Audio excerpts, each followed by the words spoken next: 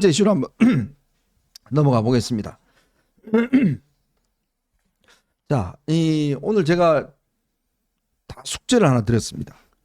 한동훈 전 대표가 등판하기 위해서 넘어야 될 산이 한 3가지가 있는 것 같다.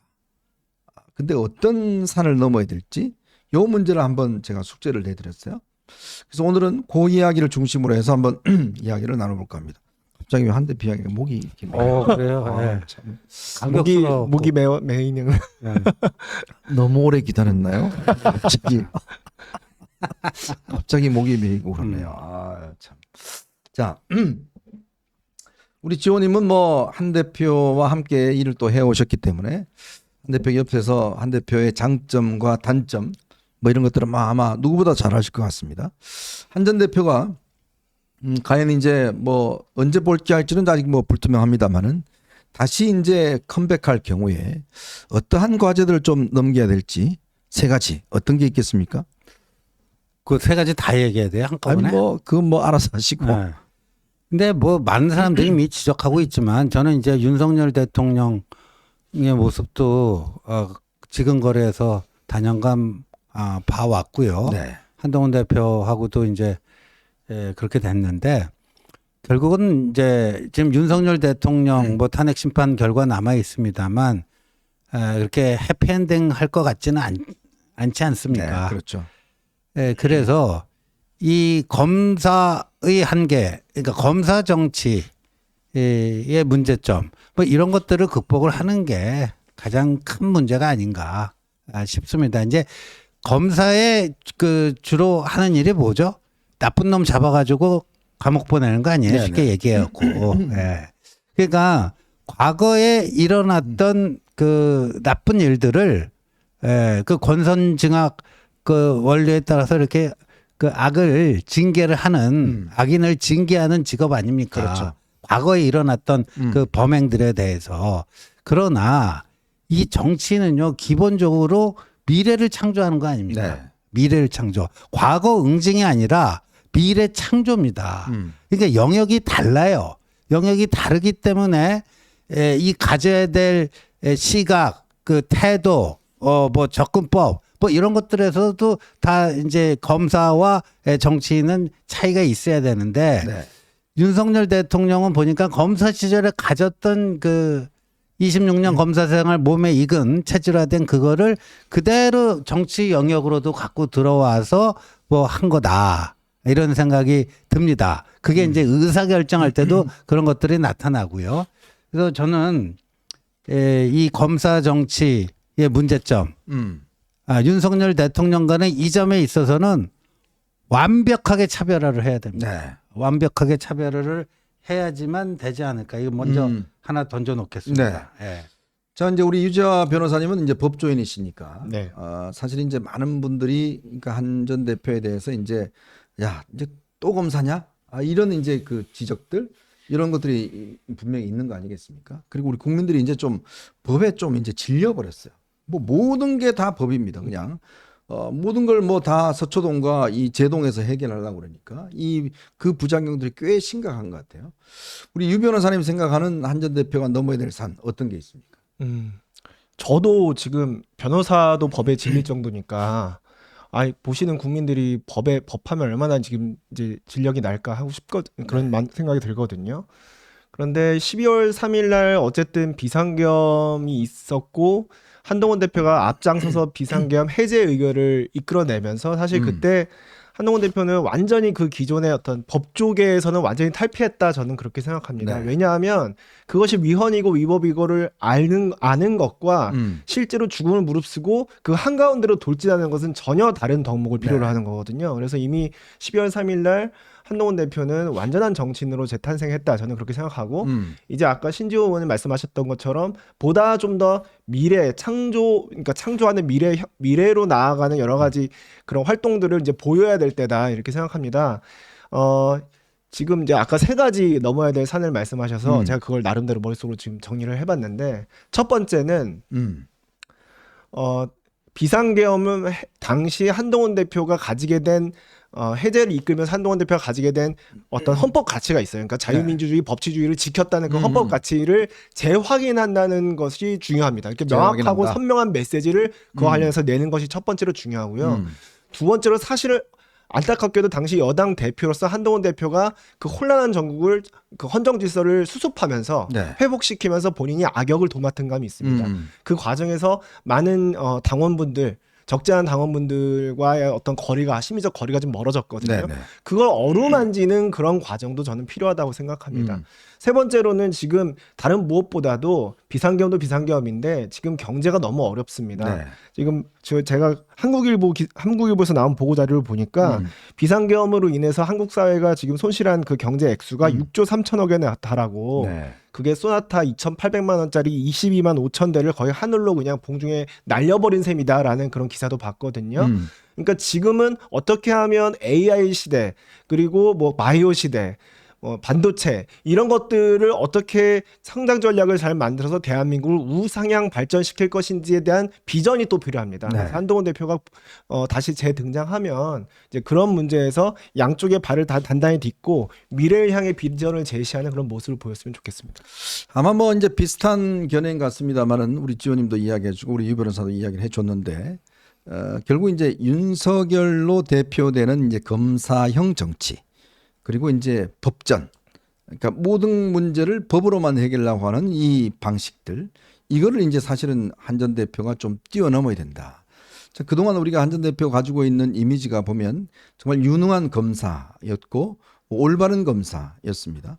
근데 그것만 갖고 이제 국민들에게 확대하기는 굉장히 어려울 것 같아요. 그리고 이제 국민들은 어떤 이성적인 면에서 어떤 설득도 되겠지만 한편으로 보면 감성적인 거. 우리가 이제 보통 연애를 잘 못하는 사람들을 이렇게 보면 제일 큰 근데 문제가 그거 얘기하면서 왜 제 얼굴을 쳐다봐요? 저를 보시죠. 아니 갑자기 얼굴이 이렇게 가서 지금 도리도리 한다고 지금 왜 뭐 캥기는 게 있는 거겠죠? 연애를 못하는 사람들을 보면 이제 그런 조언들 많이 해요. 많이 들어줘라. 이런 이야기 많이 합니다. 말을 많이 하기보다 상대방은 뭔가 해법을 찾으려고 당신한테 그래서 뭐 어떻게 하라고 뭐 이런 게 아니라 내 말 좀 들어달라고 이야기를 하는 거거든요. 그러니까 국민들도 마찬가지로 정치 지도자들에게 요구하는 게 제발 좀 제 말 좀 들어주세요. 말이 되건 안 되건. 그러니까 이런 것들이 저는 굉장히 필요하니까 즉 이성보다도 감성의 어떤 면에서는 좀 호응하는 그런 모습이 그러니까 이미 한 전 대표는 이성은 이미 충만히 넘었어요. 많은 국민들은 한 전 대표가 똑똑하고 뭐 능력 있고 실력 있다는 거는 뭐 국민들 다 알아요. 근데 그 빈틈 이 사람도 눈물이 있구나. 이 사람도 뭔가 우리와 똑같은 사람이구나. 라는 느낌을 국민들에게 보여주는 거 저는 그게 이번에는 좀 필요하지 않을까 생각이 듭니다. 예, 맞습니다. 저도 거기에 전적으로 뭐 200% 공감하고요. 그러니까 한동훈이라는 사람이 참 발군의 실력자다. 똑똑하다. 멋지다. 아주 우리 사회의 0.00001%의 아주 탑 클래스 인재다. 뭐 거기에 대해서 부정하는 사람은 없을 겁니다. 근데 이제 정치는 사람의 마음을 사는 거 아닙니까? 네. 기업인은 돈 많이 버는 게 장땡이고요. 정치인은요 표 많이 받는 게 장땡입니다. 네. 그러니까 합법적인 범위 내에서요. 그렇죠. 예. 그러려면은 표를 많이 받기 위해서는 사람의 마음을 사야 됩니다. 산다는 게 뭐 돈 주고 산다는 게 아니라 사람의 마음을 얻어야 되는 거죠. 훔치는 거죠. 예, 훔치는 거죠. 그 용어 선택이 저보다 세련되셨어요. 근데 여하튼 그러기 위해서는 논리보다는 어떤 이 정서와 네. 감성과 그래서 공감 능력이 굉장히 중요하다고 봐요. 근데 이제 이게 사람이라는 게 그 어떤 직업에서 나오는 직업병적인 게 있어요. 현상. 네. 인이백이잖아요. 인이. 그래서 우리가 보통 말이에요. 제가 이전에 본 칼럼 중에 굉장히 아직도 인상에 남는 게 직업군을 두 개로 나눴어요. 네. A그룹이 있고 B그룹이 있습니다. A그룹에 속하는 거는 정치인, 기업인, 그다음에 군인이에요. 정치인, 기업인, 군인이 있고 요 B그룹에는 누가 있느냐? 학자, 기자, 예술가가 있어요. 네. 학자, 기자, 예술가. 그 어떻게 다르냐? A그룹은 아니 누구를 만나다 보면 자기하고 공통점도 있고 차이점도 있을 거 아니에요. 근데 A그룹에 속하는 사람들은 사람을 보고 판단할 때 아, 이게 나하고 이런 점이 같구나. 그러니까 우리는 같이 할 수 있겠구나. 그런 쪽으로 이제 사고를 한다는데, 아, 예, 우리 현정님처럼 기자, 뭐. 저도 과거에 뭐 교수를 했죠. 학자, 뭐 예술가나, 저 사람하고 나하고 이게 달라. 저 사람하고 나하고 이게 달라. 그러니까 이거는 그냥 내 혼자 하는 게 맞지. 그러니까 약간 공통점보다는 차이점에 더 주목하는 직업이 있다는 거예요. 그 직업 속성상 저는 그럴 수밖에 없다라고 보는데, 자, 그러면 검사는 어떤 영역일까? 검사도 그렇게 고도의 협업이 필요한 직업은 아니잖아요. 그렇죠. 예, 그렇잖아요. 네. 그래서 저는 A그룹, B그룹으로 보면은 좀 B그룹에 가까운 게 아니냐. 네. 검사라는 직업이. 그래서 바로 이제 이거를 많은 사람들과 같이 어울려서 공감하고 울고 웃고 희노애락을 같이 할 수 있는 그 공감 능력. 네. 이게 굉장히 중요하다고 봅니다. 그래요. 이게 이제 뭐 정치인들이 보면 뭐 쇼라도 이제 어디 가서 막걸리 한 잔 먹고 또 노래도 부르고 뭐 이렇게 하는 것 자체는 결국 이제 이 국민들과의 어떤 공감된 능력 그걸 넘어서 또 한 번의 어떤 또 카리스마를 요구를 하는 겁니다. 뭔가 이끌어 나가는 시대의 어떤 카리스마. 우리 아까 유변한 사람도 이야기했지만 단순히 그렇게 구시대 정치인들은 그거는 잘했어요. 뭐 가서 그냥 우리 그 윤상모 의원 같은 경우에 지역 구민들 이름 다 외우고 형님 하고 뭐 얼싸안고 이런 건 잘해요. 근데 거기서 2% 부족한 게 뭐냐면 자, 이 길로 갑시다. 이쪽 길로 오르바른 길 갑시다. 라고 이끌어 줄 수 있는 어떤 리더십. 저는 지금 대한민국에 필요한 게 자, 대한민국 그냥 이렇게 가면 안 되고 이쪽으로 가야 됩니다. 지금 AI 시대 이쪽으로 가야 됩니다. 라고 하는 뭔가 어떤 이끌어갈 수 있는 리더십. 그것도 저는 굉장히 지금에서는 필요하지 않나 싶습니다. 예. 그런 리더십을 가지려면 이제 공감대가 형성이 돼야 되고 네. 감정적으로 정서적으로 서로 연대감이 있어야 되는데 이제 그러기 위해서 가장 필요한 게 경청이죠. 네. 근데 저는 한동훈 대표가 원래 이제 그 얘기를 해보면은 잘 듣는 스타일이긴 한데 본인이 이제 특히 정치권에 특화된 경청하는 방식에 대한 고민 그리고 실제로 지난 2달간 여러분들을 만나면서 많이 들었다고 하잖아요. 네네. 본인이 페이스북 글에도 보면 경청과 성찰의 시간을 가졌다는 얘기가 나오거든요. 네. 그래서 본인 스스로도 더 많은 사람들과 정서적인 감정적인 연대, 라포를 형성하기 위해서 앞으로 노력해 왔고 또 노력해 갈 것이다. 이런 얘기를 하고 있는 거 봐서는 저는 그 부분에 대해서도 굉장히 크게 염두에 두고 있는 것 같습니다. 네.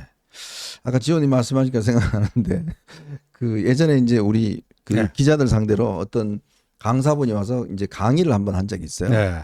그래서 그분이 강의를 끝나고 나서 자기가 강의를 수십 년 했는데 제일 어려운 사람이 기자들이래요. 그 사람들은 한 번도 박수도 안 친대요. 그냥 뭐가 틀리나 계속 그것만 보고 있다는 거예요. 이제 정말 자기는 다시는 기자들하고 강의를 안 한다고 한 적이 있습니다. 이제 그런 것 같아요. 그러니까 이제 한동훈 대표가 가지고 있는 어떤 이미지성도 보면 많은 사람들이 이제 조금의 거리감을 뭐 있는 이런 이제 좀 이미지가 있지 않습니까?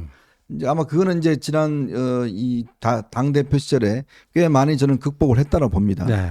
그렇지만 또 한 번 그런 것들이 더 적극적으로 좀 이게 발현돼야 되는 전 그런 측면도 분명히 있다는 생각이 드는데 자 이런 걸 다 떠나서 우선 한 전 대표가 나시고 있는 상징성 지금 사실은 뭐 권영세 뭐 등등 이런 분들이 갑자기 막 다들 막 비판하는 이유도 뭐냐면 자 지금 이 비상계엄 윤석열 대통령의 비상계엄을 막은 정당이다. 막는데 앞장섰다.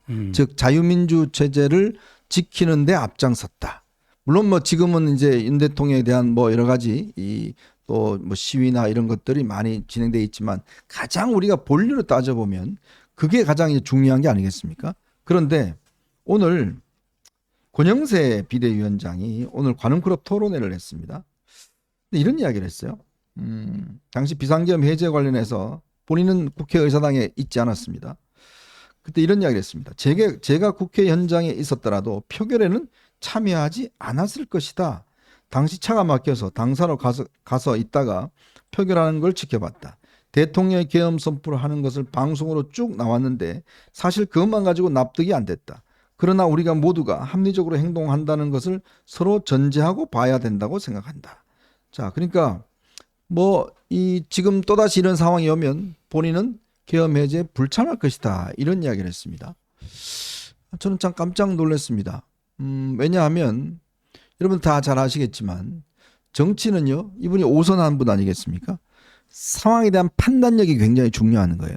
자, 이 상황이 어떤 상황으로 이어질지에 대한 판단을 빨리 내리는 게 중요한데, 만약 권영세 비대위원장처럼 행동했으면 이미 다 국회에는 뭐 군인들이 다 점령해 버렸고, 뭐 시가에는 또 탱크들이 다 들어와 버렸고, 상당한 피해와 불상사가 진행될 수 있는 가능성이 굉장히 높았죠. 야. 근데 그거 한참 진행되고 난 다음에, 정치는 학자가 아니에요. 네. 다 끝난 다음에 상황을 보고 논문 쓰는 사람이 아닙니다. 순간순간에 내가 어떠한 자리에 서고 어떠한 판단을 내려야 될지를 결정한 사람이 정치인 아니겠습니까? 그렇죠. 근데 저 얘기는 당시 국회에 있었는데 계엄해제 표결에 불참한 사람들이 추경호 당시 원내대표를 비롯해서 한 7, 8명이 있었던 걸로 알고 있습니다. 네.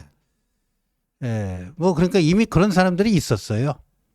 국회 진입에 성공했지만 계엄해제 표결에는 불참했던 국민의힘 의원들이 7, 8명 있었다. 네네. 그러니까 그분들에게 어떤 그 힘을 실어주는 정당성이 있는 발언으로 보여지지만 저기서 결국 까고자 하는 거는 한동훈이에요. 네. 우리 주님 글을 하나 올렸더라고요.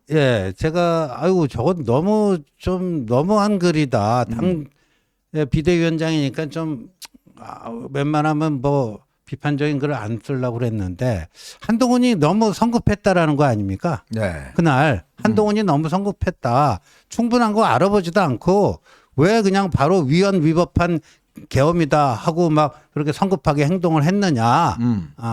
뭐 그 얘기인데 자 그래도 제가 저기서 가정법으로 그럼 자 당시 한동훈이 지금 권영세 같은 판단을 내렸다면 어떤 상황이 왔을 것인가. 네. 한동훈과 그 18명은 없었을 거 아니에요. 없죠.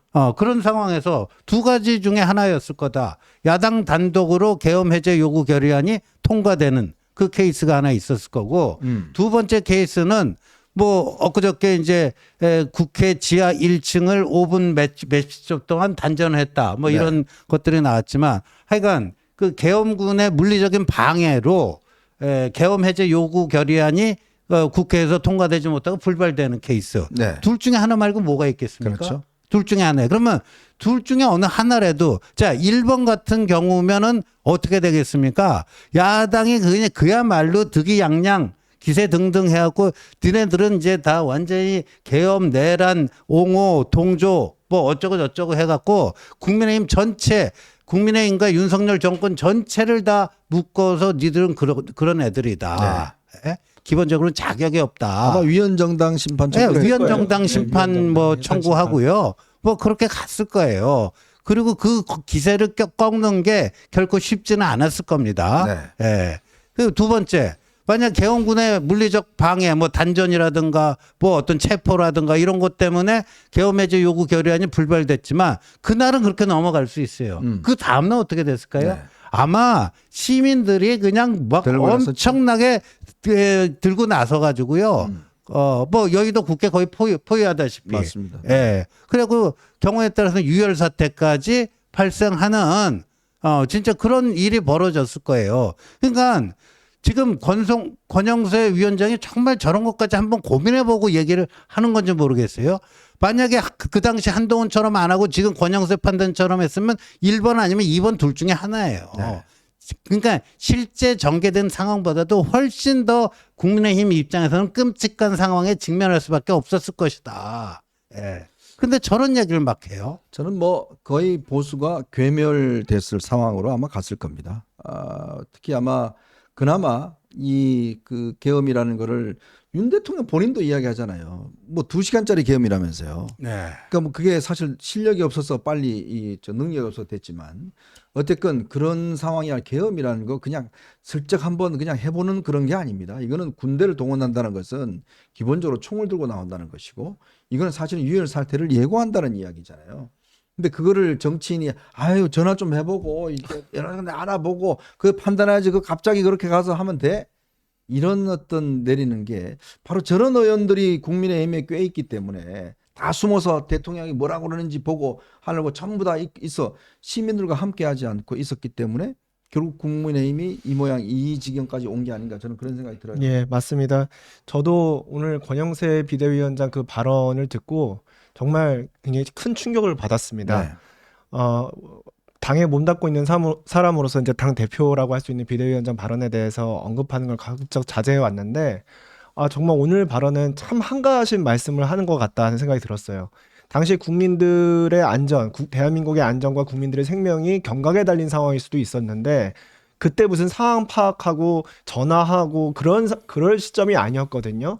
굉장히 그 신속한 결단이 필요한 시점에서 한동훈 대표는 그 결단을 했고 그 위험성을 뻔히 알고서도 국회로 들어갔단 말이죠. 네. 그걸 가지고 위헌 위법이라고 판단하는 것이 성급했다고 얘기하는 것은 전 참 납득이 잘 가지 않고요. 그리고 위헌 위법이라고 사실 그때 봐도 충분한 근거가 있었습니다. 왜냐하면 계엄령 그 계엄 포고령 1호를 보면 국회의 그 정치 활동 일체를 금지한다는 게 있거든요. 그렇죠. 아니 헌법과 계엄법상 계엄 포고가 있어도 그 국회 해제 결의는 결의할 수 있는 그런 여건은 보장돼야 되는 거예요. 그런데 국회의 정치 활동 일체를 금지한다면 무슨 수로 계엄 해제 결의를 하겠습니까? 네. 그 포고령 1호만 봐도 위헌 위법성이 있는 거거든요. 그래서 이제 한동훈 대표는 그거에 대한 빠른 판단을 하고 해제 결의하러 나섰던 건데 그걸 가지고 너무 성급했다고 한다는 것은 저는 정말 계엄 옹호로 비춰질까 봐 굉장히 두렵고요. 또 하나는 뭐냐면 그러면서도 권영세 비대위원장도 말미에 그럼에도 불구하고 계엄은 명백히 잘못되었다라는 얘기는 합니다. 그러면 앞뒤가 안 맞잖아요. 네. 위헌 위법 판단이 성급했다고 하고 사실 그것은 잘못됐다고 한다면 대체 그 당시 한동훈 대표는 어떤 판단을 했었어야 됐다는 거죠. 그러니까 저는 오늘 발언은 정말 이해가 가지 않아서 굉장히 한가한 말씀을 하고 계시다는 인상을 지울 수가 없었습니다. 국회의원 선수가 높다는 것은 그만큼 정치적 능력과 판단 능력이 그래도 있다는 이야기인데 영선의 당대표는 바로 이 상황이 위헌 위법하다는 걸 하며 가장 먼저 국회로 달려갔습니다. 근데 5선의 국회의원이라는 사람은 좀 더 지켜보고 대통령한테 연락 좀 해보고 천천히 하지 뭐하러 그렇게 급하게 해? 라고 이야기를 했습니다. 근데 이게요 보통 상황이 아니지 않습니까? 국민들 생명이 왔다 갔다 하는 정말 중대한 연호였습니다. 자 이번에 그래도 이 윤 대통령의 어떤 이 헌법재판 되면서 가장 윤 대통령이 강조하는 부분이 아무 일도 일어나지 않았다. 아무런 피해도 없었다. 그런데 이게 무슨 내란이냐라는 거잖아요. 근데 그 아무런 피해가 없었던 1등 공신이 누구죠? 그러니까요. 진짜 그때요 이 판을 좀 읽을 줄 아는 사람들은 유인태 전 사무총장이 최근에 이제 한동훈 대표랑 만나게 된 그 계기가 된 게요. 유인태 전 사무총장이 계엄 해제되고 나서 며칠 후에 방송에 나와서요. 자기가 그 TV 자막으로 보고 저거 무슨 저거 잘못된 건 줄 알았대요. 근데 그 진짜라는 거 보고 이게 뭐지 그런데 보니까 한동훈이 제일 일바로 이 잘못된 것이다. 위헌 위법한 것이다. 국민과 함께 맞겠다. 그거 보고 이 양반이 어디서 약주 한잔 하고 들어오셨대요. 네. 이제 자도 되겠구나 하고 잠자리에 드셨다는 거예요. 네. 그분 원래 잠 잘 자세요. 예. 옛날에 선거할 때도- 청와대 수석 회의하는데도 잠자다가 노무현 대통령한테 찐밥 먹고 그랬잖아요. 뭐 서울대 나온 사람들 이렇게 잠 잘 자고. 근데 그러니까 그런 정도입니다. 그러니까 여당 대표가 갖는 상징성이 있어요. 그러니까 여당 대표가 또 그 군경들에게 부안해동하지 마라.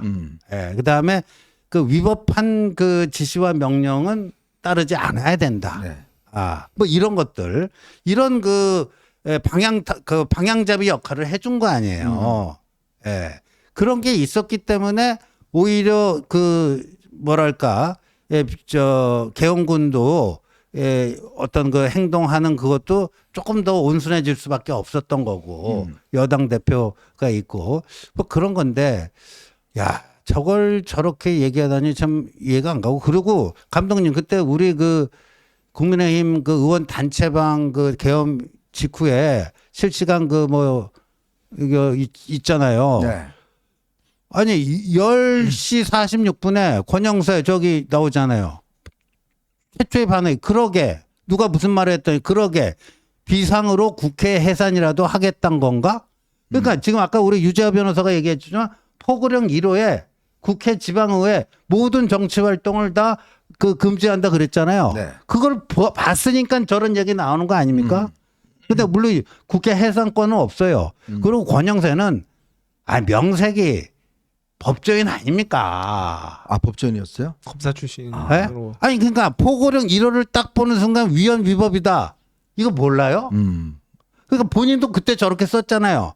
뭐 국회 해산이라도 하겠다는 얘기인가? 그러니까 이게요. 저도 그날 밤에 우리가 그렇습니다. 어떤 정치에 관심이 있고 또 정치를 오랫동안 관찰하거나 정치에 몸담았던 사람들은 어떤 이런 돌발적인 상황이 생기면 빠른 판단력이 필요한 거예요. 자, 예를 들어서 김정은이가 침공했다. 아, 좀 지켜봐. 김정은한테 연락 좀 해보고. 야, 천천히 해 좀. 야, 미국 좀 뭘 알아보고. 그렇게 해. 좀 알아보고 미국도 좀 알아보고 해. 그런 사람과 야, 침공이야. 바로 이거 대응해야 돼. 뛰어. 이렇게 하는 리더와 얼마나 차이가 날까요? 그러니까 이거는 몸에 밴 어떤 면에서 보면 그 순간적인 어떤 판단력이 바로 이제 리더십에 가장 저는 중요하다고 봅니다. 즉 이 상황이 무엇인지에 대해서 빨리 판단을 내려주고 빨리 예를 들어서 결정을 내려서 자, 이 길로 갑니다. 라고 이야기를 하는 게 그게 보통의 능력이 아닙니다. 여러분 그게 쉬운 능력 같지만요. 예를 들어 생각해 보세요. 내 가족이 지금 위협에 처해 있고 뭘 할 때 자, 그런 이야기가 왔을 때 지금 내 가족 빨리 도피시키고 피신시키는 사람들이 있었지 않습니까? 예전에 보면 저 12 때인가요? 그때 국방부 장관 주한미 대사관으로 그냥 숨어 들어갔잖아요. 그렇죠. 그런 사람들이 있어요. 정말 국민들이 정말 위기에 처해졌을 때 바로 현장으로 달려가서 현장을 파악한 사람. 그 경기도에 거기 불이 났는데 저 우리 이재명 대표는 저쪽 창원이 거기서 떡볶이 드시면서 아이고 맛있는 떡볶이 드시고 계셨잖아요. 즉각 가지가 않았습니다. 자, 그때 예를 들어서 이거는 내가 가야 될 상황이다. 가는 사람과 괜찮아 떡볶이 좀 먹고 갈게 라는 사람과 이게 바로 리더십의 차이인 거예요. 그렇죠. 근데 우리 권영세 비대위원장께서는 좀 기다려봐. 대통령 말도 좀 들어보고 뭐 상황도 들어보고 나 그때 상황대도 똑같이 할 거야? 똑같이 하면 어떻게 될까요? 그때 사실 추경호 원내대표가요. 저 이제 국회로 들어가기 직전에 당사 3층에서 모여서 좀 서 있는 상태에서 스탠딩 회의를 좀 했는데 네. 우리가 빨리 들어가서 이 계엄 해제 이거를 오히려 선도를 해야 된다 우리 당이 그런 얘기했더니 잠깐만요. 지금 제가요 중진 회의 소집해 놨으니까 네. 그것도 좀 들어보고 뭐 이러는 거예요. 그래서 제가 너무 황당했고 아니 원내대표님 지금 그렇게 할 시간적 여유가 어디 있습니까? 그랬더니 저를 딱 보더니 뭐라는지 부총장은 나가 있으세요. 네? 저도 그 긴급 최고위원회 그 배석 멤버라도 그래서 간 건데 그러더라고요. 그러니까 지금 계엄까지 갈 것도 없이 지금 트럼프 시대에 맞아서 미중 관세 전쟁이라고 하잖아요. 네. 그럼 온갖 경제 전쟁이 벌어지고 있고 실제로 우크라이나에서는 지금 이 순간도 전쟁이 벌어지고 있습니다. 거기에 북한군도 참전했죠. 이런 상황에서 대한민국의 그 정치적 리더가 가져야 할 결단력과 그 판단력은 그 어느 때보다도 중요한 겁니다. 그런 상황에서 예를 들어서 어떤 비상사태가 발생했을지 모르는데 중진회의 소집하고 있으면 네. 그게 일이 되겠습니까? 특히 지금같이 엄중한 때에는 여러 가지 주어진 정보를 가지고 최적의 판단을 하는 리더가 절실하게 필요한 거고요. 그 당시에 그 12월 3일 날 한동훈 대표는 그런 종류의 리더십을 여당 대표로서 보여줬다고 저는 생각합니다. 뭐 여론조사도 한번 해보죠 그랬어요. 그러니까요. 계엄 해제 여론조사도 한번 해보고 결과 보고합시다. 뭐 이런 게 있지 않겠습니까? 참 기가 막힙니다. 지금 이 벌어졌던 상황 왜 계엄을 했는지 이것 자체를 보고 어쨌건 지금 뭐 저쪽 민주당이 워낙 뻘짓을 해서 대통령 인기가 좀 올라가고 반대로는 있으니까 거기에 또 편승하겠다고 참 이런 이야기를 하니 과연 이분이 비상대책위원장에 맞는 사람인지 모르겠습니다. 그냥 평상대책위원장이에요. 네. 평상시도 이러면 욕먹어요. 욕먹죠. 네. 네. 당이 무슨 의미가 있겠습니까 이러면. 참 기가 막힙니다. 이런 반동의 물결이 어쨌건 지금 국민의힘을 뒤덮고 있는 것 같습니다. 그나마 국민의힘에 존립하게 만들었던 그 중요한 핵심적 정신, 우리는 폭력과 군대의 어떤 이런 걸 반대한다는 걸 앞장서서 했던 그걸 또 폄훼하기 위해서 지금 이렇게 반동의 어떤 이야기들을 하고 있고 한 대표가 나온다고 그러니까 뭘 지금 이렇게 나오냐고 저렇게 하고 있는데 글쎄요. 과연 그들은 그때 그 자리에 어디에 있었는지 다시 묻지 않을 수가 없습니다. 자, 끝난 다음에 맨날 헌법재판소 찾아가서 시위해봤자 뭐 하겠습니까? 참 뒷북만 치고 있는 그런 상황인 것 같습니다.